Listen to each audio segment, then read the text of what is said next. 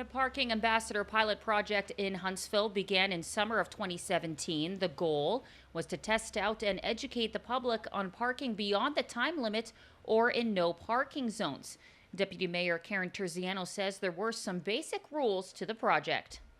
We used a 3 strikes and you're out system. So we had bylaw officers and a summer student. So they give 3 warnings. There'd be warning 1, 2, 3, and then you would get ticketed.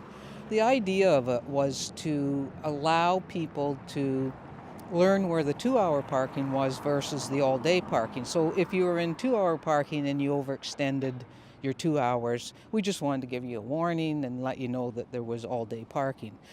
So that worked pretty well for the most part, but what got kind of rolled into that I'm not sure was supposed to was the actual no parking zone down on Dara Howell Way. And so people were getting three warnings before they got ticketed in the no parking zone. In fact, according to the report presented to committee on Wednesday, 20 tickets were issued for parking in a prohibited area. Of these, 60% were issued on Dara Howell Way. However, the tickets were only given after the 3rd warning. Peter Redwood was a parking ambassador when the pilot project began. He says people parking in no parking zones was a big issue he found frustrating. Every summer over the last few summers, and especially when I was the parking ambassador 2 years ago, it was always a problem.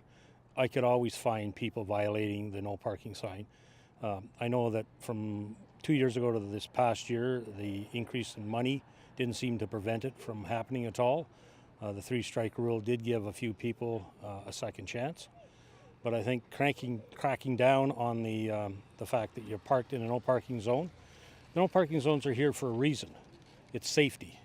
It's safety for the people that are in the area. It's not a huge area to turn around. It's also a entranceway to a lot of businesses for big trucks and emergency vehicles.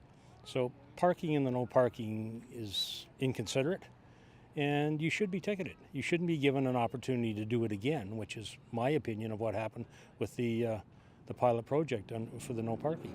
Now, committee did vote to correct the 3-strike rule regarding no parking zones.